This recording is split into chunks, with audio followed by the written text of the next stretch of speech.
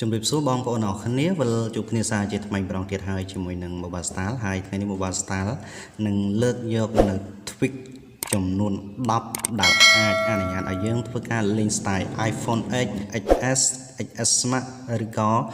iPhone 11, 11 Pro, 11 Pro Max អីជាដើមនៅលើទូរស័ព្ទដៃ iPhone ធម្មតារបស់យើងបាទអញ្ចឹងយើងដឹងហើយថាយើងធ្វើការចែកប្រែកទូរស័ព្ទជាដំបូងនោះអ្វីដែលយើងចង់លេង style នោះគឺ style iPhone X Series X នឹងឯងអូខេអញ្ចឹងតើ style ចំនួន10ដែល Mobile Style នឹងបង្ហាញនោះមានអីខ្លះបាទក៏សូមរីករាយជាមួយនឹងការបង្ហាញរបស់ Mobile Style ដូចតទៅប៉ុន្តែ style ចំនួន10នេះ Mobile Style នឹងធ្វើការបង្ហាញយើងអ្នកនរគ្នាតែមួយទេហើយនៅសល់ប្រហែលទៀតយើងអាចធ្វើការ install និងលេង style ដោយខ្លួនឯងដោយ Mobile Style នឹងធ្វើការដាក់ link នៅក្នុង description ឲ្យយើងធ្វើការចូលទៅមើលឈ្មោះហើយនឹង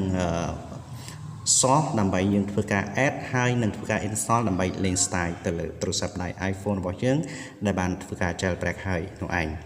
អូខេអញ្ចឹងបាទ style ចំនួន10នោះ Mobile Style នឹងបង្ហាញដំបូងគេគឺយើងគ្រាន់តែចូលទៅកាន់ Cydia នៃទូរស័ព្ទដៃ iPhone របស់យើងដែលបានធ្វើការ jailbreak ហើយហ្នឹងបន្ទាប់មកយើង search រកឈ្មោះ tweak ដែលអាចធ្វើឲ្យយើងលេង style iPhone X Series X នៅលើទូរស័ព្ទដៃយើងបានឧទាហរណ៍ពេលនេះ Mobile Style ធ្វើការ install នៅ tweak មួយដែលដាក់ឈ្មោះថា Mini XS អូខេនេះ Mini XS បាទយើងវាយអញ្ចឹងមក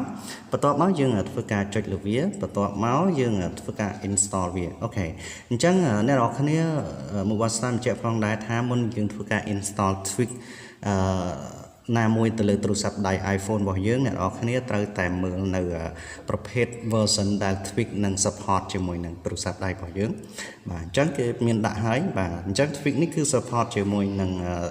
ទូរស័ព្ទដៃ iPhone ដែលមាន version iOS 11 12ហើយនិង13អញ្ចឹង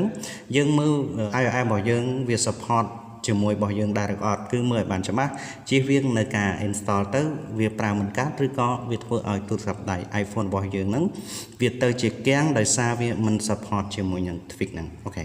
អញ្ចឹងពេលយើង search រកឃើញហើយយើងចុចលើ install មកបន្ទាប់មកចុចលើ confirm មកអូខេហើយធ្វើការរងចាំដើម្បីឲ្យវា install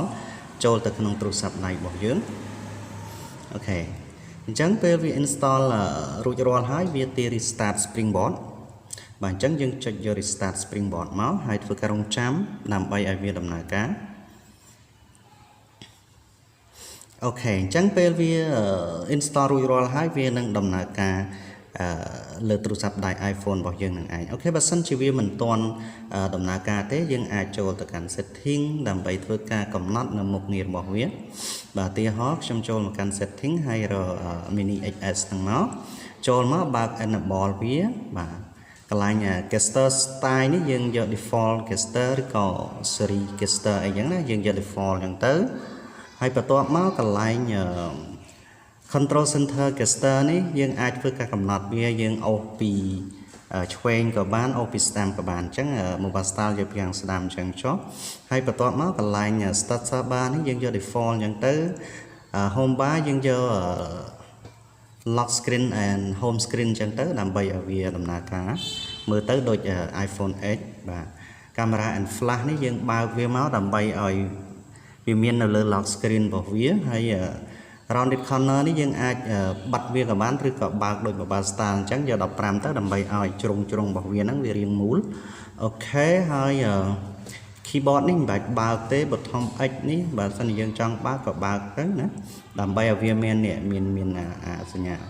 បន្ទាត់ត្រង់ជាលក្ខណៈ button នេះនៅលើទូរស័ព្ទដៃរបស់យើងបាទ app switch នេះយើងយក default iPhone style ឬក៏យក grid iPad style ក៏បានបាទអូខេបាទ dock នេះយើងបើកវាក៏បានឬក៏បិទវាក៏បានឥឡូវយើងយក iPhone X style ចុះដើម្បីវាមាន dock ដូច iPhone X បាទអូខេ Mobile Style កំណត់តែប៉ុណ្ណឹងទេបន្ទាប់មកយើងធ្វើការចុច rest spring មកហើយយក now មកបាទវានឹងដំណើរការពេញលេញទៅលើទូរស័ព្ទដៃរបស់យើងហើយយើងនឹងបាន style iPhone X ក៏ដូចជា gesture របស់ iPhone X នៅលើទូរស័ព្ទដៃ iPhone ធម្មតារបស់យើងឯងឧទាហរណ៍ដូចជាអ្នកនរគ្នាបានឃើញអញ្ចឹង flash យើងចុចដើម្បីបើកអូខេវាភ្លឺហើយចុចដើម្បីបិទ កាមេរ៉ាយើងចុចវាដើម្បីបើកកាមេរ៉ាចុច home ប៊ូតុងដើម្បីបិទវាមកវិញបាទហើយយើងអូសឡើងលើដើម្បីចូលទៅកាន់ home screen បាទហើយបន្ទាប់មកកន្លែងនេះយើងឃើញ dock របស់វាមានលក្ខណៈដូច iPhone X បាទ control center របស់យើងអាចអូសមកពីលើវាចេញមកពីខាងលើ notification យើងអាចអូសពីខាងឆ្វេងវាចេញមកអញ្ចឹងបាទហើយបើសិនជាយើងបើក app អីជាដើមយើងគ្រាន់តែរុញវាទៅវិញទៅវានឹងបាទវានឹងបិទទៅវិញឯងបាទឧទាហរណ៍យើងបើកអញ្ចឹងណា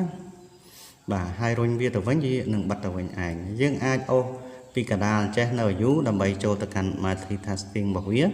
បាទអញ្ចឹងយើងឃើញថាយើងបាន style iPhone X ហើយនិង iPhone Jester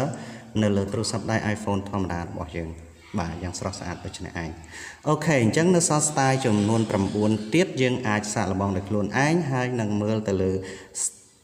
version របស់ iOS យើងផងមុននឹងធ្វើការដំឡើងនៅ tweak ដើម្បីលេង style iPhone X Series X ទៅលើទូរស័ព្ទដៃ iPhone របស់យើងអូខេអរគុណសម្រាប់ការតាមដានទស្សនាថ្ងៃនេះបង្ហាញតែប៉ុណ្្នឹងទេបាទខអហើយក៏សូមអធិស្ឋានផងដែរចំពោះបងប្អូនទាំង line ណាដែលបានដឹងនៅ tweak ទាំងអស់ហ្នឹងហើយពេលនេះ Mobile Star ក៏សូមអរគុណសូមជម្រាបជួបគ្នានៅវីដេអូលើកក្រោយទៀត